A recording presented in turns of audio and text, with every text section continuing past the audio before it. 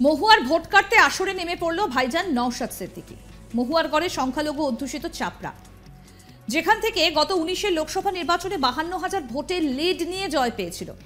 এবার সেখানেই প্রতিদ্বন্দ্বিতা করছে ইন্ডিয়ান সেকুলার ফ্রন্ট। মঙ্গলবার নির্বাচনী প্রচারে চাপড়া এসেছিলেন বিধায়ক নওশাদ সিদ্দিকী।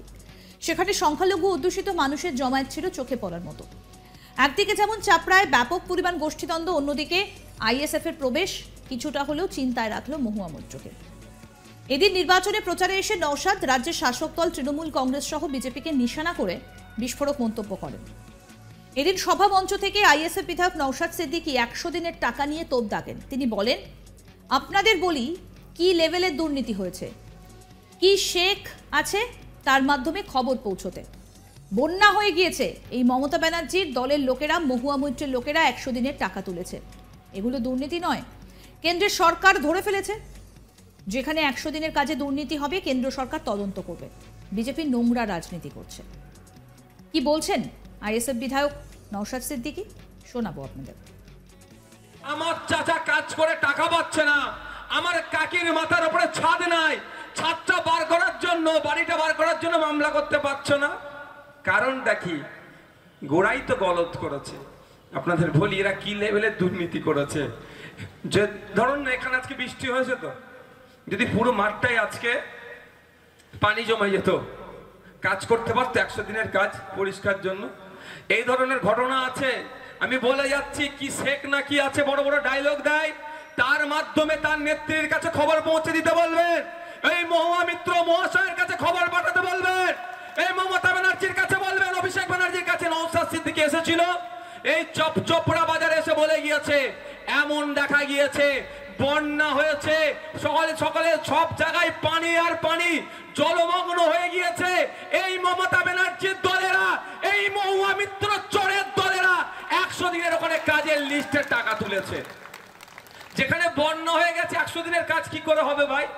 এই মমতা ব্যানার্জির চোরের দলেরা, মমতা ব্যানার্জির দলটা তো ম্যাক্সিমাম চোরে ভর্তি।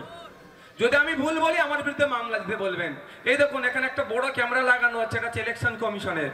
আমি একটা শব্দ ভুল বললেই দেখবেন মমতা ব্যানার্জি দলের লোকেরা গিয়ে আমার নামে কমপ্লেন করবে। পারলে করুক, সাহস থাকলে। আমার কাছে তথ্যটা আছে, ওই জন্য বলছি।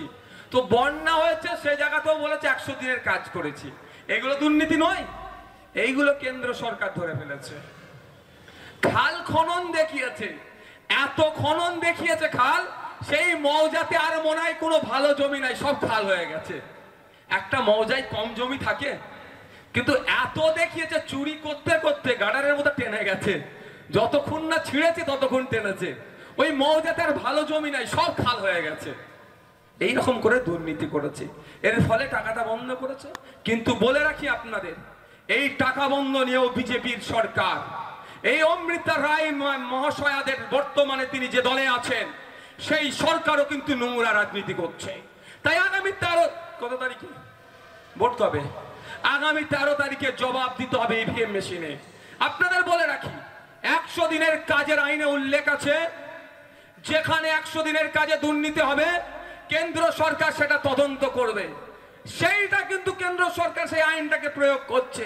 ওই কাজের আইনেই বলা আছে, যারা কাজ করেছে কাজের 15 দিনের মধ্যে টাকাটা বুঝিয়ে দিতে হবে। দুঃখের বিষয়, শুভেন্দু অধিকারীদের সরকার, দিলীপ ঘোষের সরকার, এই অমৃতা রায় মহাশয়াদের সরকার একটা আইন মানছে, আর গরিবের 15 দিনের মধ্যে টাকাটা বুঝিয়ে দিতে হবে। এই আইনকে মানছে না কেন? নোংরা রাজনীতি করছে তারা।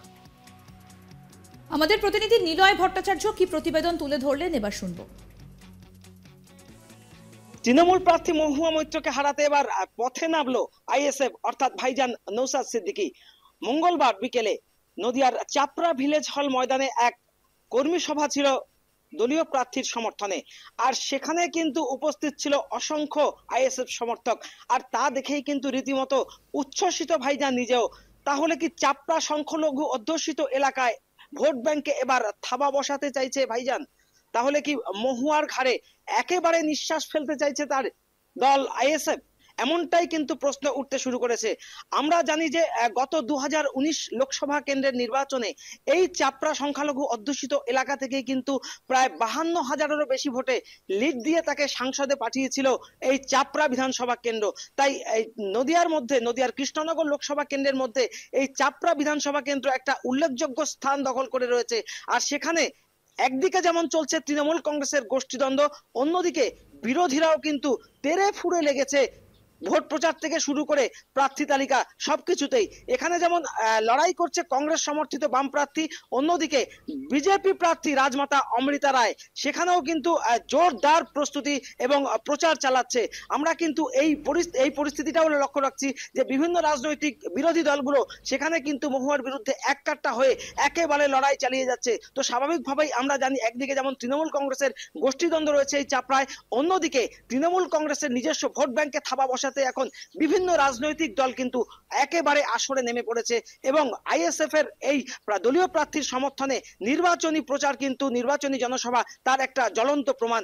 গত মঙ্গলবার অর্থাৎ গতকালই আইএসএফ বিধায়ক নৌসাদ সিদ্দিকী তিনি চাপড়া ভিলেজ মল ময়দানে একটা নির্বাচনী জনসভা করেন। সেখানে কিন্তু ভিড় উপচে পড়েছিল সাধারণ সংখ্যালঘু যে সমস্ত কর্মী সমর্থক রয়েছে তাদের, আর তাদেরকে কিন্তু উচ্ছ্বসিত ভাইজান নিজেও। এবং এই সভামঞ্চ থেকেই তৃণমূল কংগ্রেস তথা রাজ্যের প্রধান বিরোধী দল বিজেপি কেও তিনি তুলোধনা করেন এবং স্বাভাবিকভাবেই আগামীতে ভালো ফল করবে বলেও তিনি আশা প্রকাশ করেছেন যে ইন্ডিয়ান সেকুলার ফ্রন্ট ধীরে ধীরে এগোচ্ছে এবং তাদের নির্দিষ্ট একটি গতিপথ রয়েছে, সেই গতিপথেই কিন্তু তারা আস্তে আস্তে এগোচ্ছে এবং স্বাভাবিকভাবেই চাপড়াতে যে ব্যাপক ফল করবে তার আগাম পূর্বাভাস দিয়েছেন ভাইজান অর্থাৎ বিধায়ক নৌসাদ সিদ্দিকী। আর স্বাভাবিকভাবেই চিন্তার ভাঁজ কিন্তু তৃণমূল নেতৃত্ব থেকে শুরু করে খোদ তৃণমূল প্রার্থী মহুয়ার কপালেও, কেননা এই চাপড়া থেকেই কিন্তু তাকে সংসদে পাঠিয়েছিল গত নির্বাচনে। আর এবারে এইখানে একদিকে যেমন সংখ্যালঘু ভোট থাবা, অন্যদিকে গোষ্ঠীদ্বন্দ্ব, তার উপর রয়েছে বিরোধী দলগুলো। আর স্বাভাবিকভাবেই তিন চাপে একেবারে জর্জরিত রাজ্যের শাসক দল তৃণমূল কংগ্রেস, সেটা কিন্তু বলার অপেক্ষা রাখে না। মহুয়া মৈত্রের ভোট কাটতে এবার আসরে নেমে পড়লেন ভাইজান নওশাদ সিদ্দিকী। মহুয়ার গড়ে সংখ্যালঘু অধ্যুষিত চাপড়া, যেখান থেকে গত 19-এর লোকসভা নির্বাচনে 52,000 ভোটে লিড নিয়ে জয় পেয়েছিল, এবার সেখানে প্রতিদ্বন্দ্বিতা করছেন ইন্ডিয়ান সেকুলার ফ্রন্টের প্রার্থী। মঙ্গলবার নির্বাচনী প্রচারে চাপড়া এসেছিলেন বিধায়ক নওশাদ সিদ্দিকী, আর সেখানেই সংখ্যালঘু অধ্যুষিত মানুষের জমায়েত ছিল একেবারে চোখে পড়ার মতো। কি বলছেন নওশাদ সিদ্দিকী শোনাবো। আমার চাচা কাজ করে টাকা পাচ্ছে না, আমার কাকির মাথার উপরে ছাদ নাই, ছাদটা বার করার জন্য বাড়িটা বার করার জন্য মামলা করতে পারছো না। কারণটা কি? গোড়াই তো গলত করেছে। আপনাদের বলি এরা কি লেভেলের দুর্নীতি করেছে। যে ধরুন এখানে আজকে বৃষ্টি হয়েছে, তো যদি পুরো মাঠটাই আজকে। আরো আপডেট পেতে দেখতে থাকুন আজ তাক বাংলার ইউটিউব চ্যানেল, সাবস্ক্রাইব করুন।